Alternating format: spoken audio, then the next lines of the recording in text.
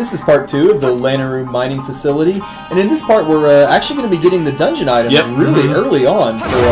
Which you guessed, according to the last part.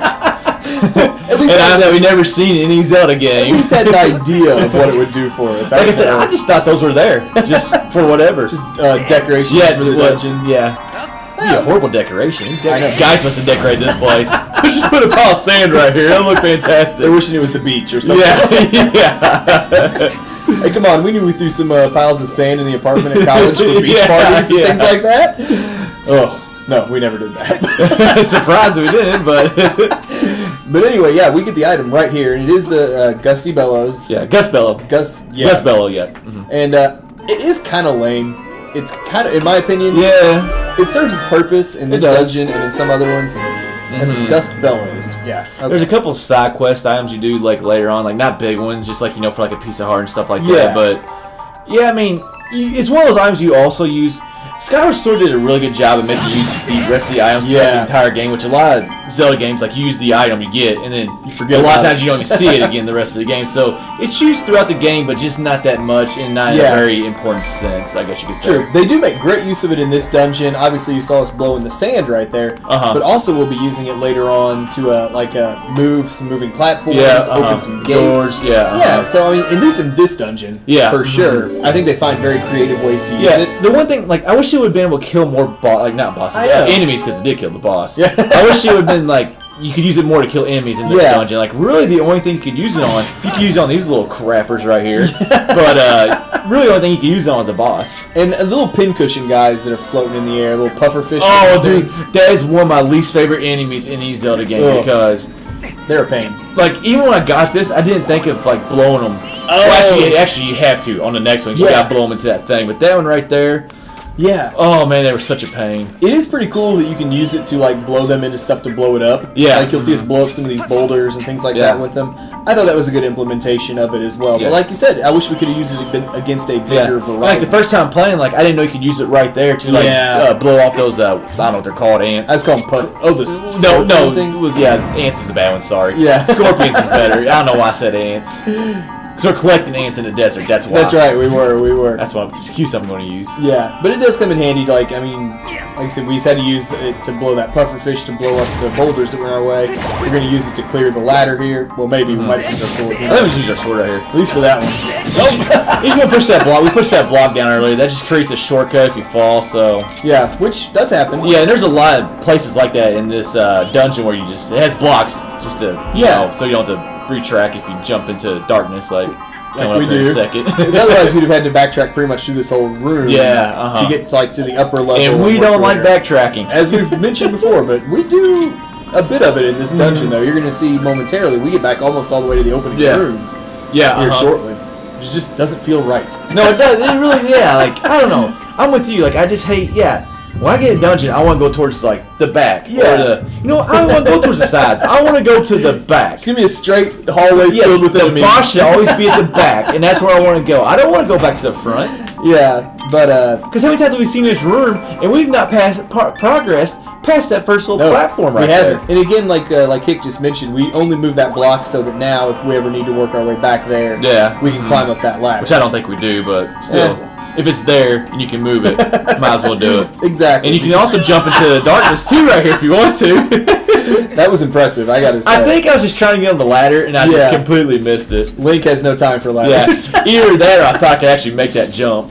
Well, honestly, I kind of forgot that there was a platform right below there. Dude, there's a whole new set of possibilities with that sprint function, I'm telling you. None of them worked. But I tried them. The idea was in your head. It's like, come on, Nintendo creators. You know what? Back in the day, I don't think Link could have made this. But now that he can sprint, I think he's got this right here. Exactly. And here's what we're talking about. We're all the way back now, going through this door, almost to the first room of the dungeon. We went through this door 2 or 3 times already. We have, and it's annoying. But we got to keep doing it, I guess. Yeah. I mean, I guess that's a benefit, though. Oh, yeah. If you want to progress through the rest of the dungeon, you got to do it. But again, it's one of those places where you could easily forget that there was stuff out here to blow with the gusty bellows and just feel like you're stuck for a little bit. Oh, yeah, definitely. And I feel like that's something that got me good. I didn't know, like, the first time, like, I just didn't know you could blow the dust off those blocks. Yeah. Like, I just thought they were... I just didn't think it was something you could actually do. Yeah, it just seemed like decoration almost. It's always right in front of you in Zelda games. Like we always say, once you look up how to solve a puzzle, you fucking idiot. yeah. Like I said, the mechanics always get us a lot. You know, just not knowing that dust was blowable off that block. Just you know. It is pretty cool though. Like he has feet, just kick it off. You know, use your hands, man. It's not frozen sand.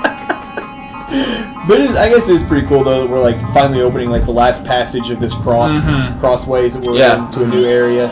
But like I said, if you just don't think to go forward, like backwards like that, you just, I know I spend a lot of time. Well, the thing is though, you can't go forward anymore, so you kind of know. Trust me, I spend enough time trying to figure out a way to go forward. Although in that main room, like right by that save bird statue, like you know, there's that gate to the left. Yeah. I don't know what I tried to do to open that thing, but it was a lot of stuff. I was the same way. Like I was picking up bombs with my hook beetle thingy. Oh, yeah, me too.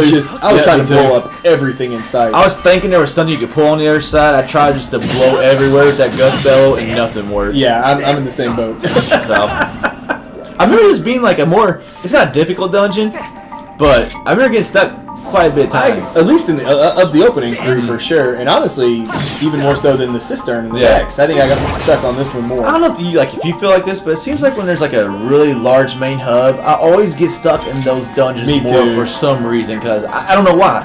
I just do. Well, part of what gets me, I feel like I forget which directions I've gone. Off the hub. I should have made that. Those puffy fish, dude, I hate them. I thought you had it, honestly. I mean, I did till his spikes just blew out of nowhere. Yep.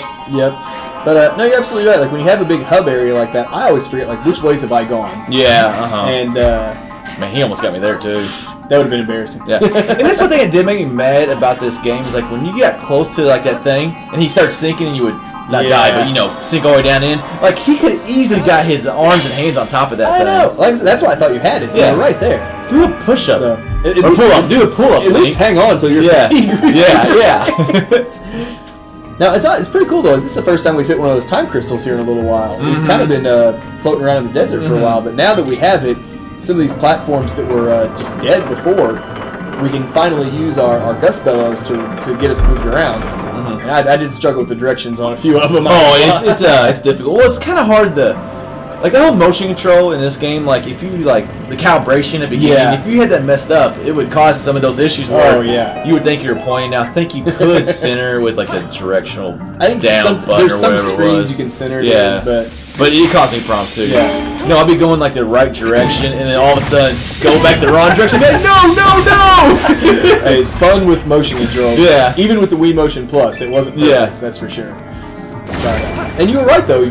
Back in part 1, you mentioned thinking to be able to use your shield to deflect those. Those things. Yeah, we weren't sure if we could do it with the wood shield, but yeah. Yeah, you said to deflect it for like a second or two, and it stuns him. Yeah, very little shield bash. And man, the first time I played this game, I had no clue how to beat this enemy, and I just sat there and I just dodged him the whole first time. I'm glad I'm not the only one who was in that boat. Oh, it was horrible. I was the exact same way, and that thing blasted me so many. And I don't know, is he like trying to tell us right there like how to beat him? I'm not really sure. But I have no idea. But yeah, I had no clue, and I sat there and I was trying to dodge him the whole time while trying to also blow that thing.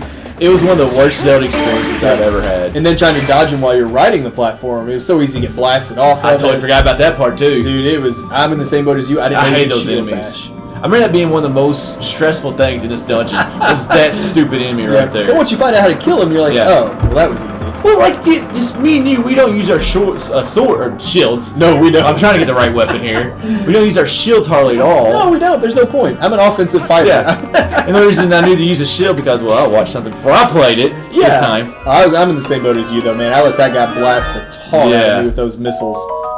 And another thing, you've seen us already get a few crafting items in this dungeon. I feel like we do pick a lot out of chests, which is kind of annoying. You see a treasure chest, you're like, oh, maybe it'll be a key, maybe it'll be something useful. And I guess these crafting items like it helps you upgrade items throughout the game. But the thing is, I mean, you don't have to upgrade items. I mean, it definitely helps. But of course, it's kind of something there that, it helps you in the game, but... Yeah, it's not essential. Yeah, it's not essential. It's just kind of a letdown to open a treasure chest and find something like that. What I want to know is why is there that big of a treasure chest for like a stupid little horn? Well, like the feather we got earlier. I mean, the treasure chest should be dependent on the size of the actual item that you get in it. You know those little brown treasure chests? Like a bow and arrow, he should have to get 2 people to open that thing. Like that, I want something cool like that, you know? That would be pretty awesome, but come on, when has anyone ever helped Link do anything, especially open a treasure chest? Exactly. We don't get a lot of help from others in No, we don't. It's just all a single-man game, I guess. And when we do get help, we get shot by our own And then the partners. game's not even named after us. Link is totally underappreciated in Yeah, his time. he is. He had one game named after him. It's the worst in the series. The Yeah, Adventures of Link. Yeah, wasn't much of an adventure either, I guess. No. But now that we finally got this door open, this wraps up part 2.